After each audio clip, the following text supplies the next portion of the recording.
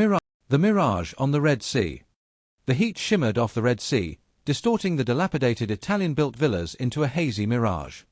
To the Sudanese officials, it was the neglected Arous Holiday Village, a white elephant on a desolate stretch of coastline. To Danny, the Mossad agent tasked with this impossible mission, it was the perfect cover, a remote, forgotten paradise waiting to be resurrected. The year was the early 1980s.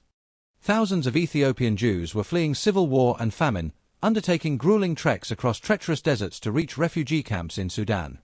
Their dream was Jerusalem, but their path was blocked by hostile governments and the immense logistical challenge of moving so many people. Conventional methods were too risky, too visible. Danny and his team arrived in Sudan under the guise of European entrepreneurs. They were Swiss resort managers, diving instructors, and windsurfing coaches. Their passports were meticulously forged, their accents practiced to perfection. The Sudanese International Tourist Corporation, hungry for foreign investment, readily agreed to lease them the abandoned resort. The Mossad agents, many of whom were former refugees themselves, worked tirelessly.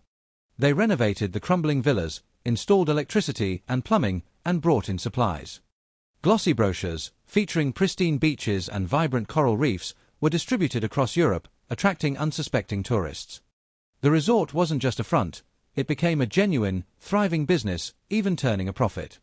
Diplomats, European vacationers, and even Sudanese officials and soldiers unwittingly mingled with Mossad agents, discussing diving excursions by day, completely oblivious to the true nature of their hosts. By day, the agents played their roles to perfection, charming guests, leading diving trips, and ensuring the resort ran smoothly. But when darkness fell, their true mission began.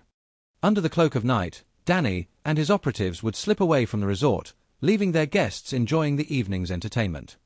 They'd drive hundreds of miles into the Sudanese interior, navigating treacherous roads to reach the desolate refugee camps. There, in hushed tones, they would meet with Ethiopian Jewish community leaders, preparing groups for the perilous journey to the coast. The guests at Arous often noticed the resort managers would sometimes go on supply runs or deal with urgent business for a few days. In reality, these were the critical windows for extraction. The Ethiopian Jews, many of whom had never seen a car or the ocean, would be packed into trucks and driven to a secluded beach near the resort. On the shoreline, in the dead of night, they would rendezvous with Israeli Navy SEALs who had sailed in from an Israeli mothership waiting in international waters. The refugees, often weak from their journey, were carefully loaded onto inflatable Zodiac boats. Silently, under the watchful eyes of the Mossad agents, they were ferried out to the waiting naval vessel, their first taste of freedom. From there, it was a direct route to Israel. The operation was fraught with danger. There were close calls, near discoveries, and constant threats from Sudanese authorities and bandits. One operation almost went disastrously wrong when a Sudanese military unit, mistaking them for smugglers, opened fire on a group of agents and refugees heading to the beach. This incident led to a shift in strategy, eventually incorporating covert airlifts from makeshift desert airstrips. The operation, codenamed Operation Brothers, continued for years, a testament to the dedication and ingenuity of the Mossad and the incredible resilience of the Ethiopian Jews. Thousands were rescued, their ancient dream of returning to Zion realized, all thanks to a fake diving resort and the extraordinary agents who ran it. In 1985, with political tensions escalating and the risk of exposure too high, the Mossad was ordered to evacuate the resort. Agents left in a hurry, some in the middle of the night, leaving surprised tourists to wake up to an abandoned resort.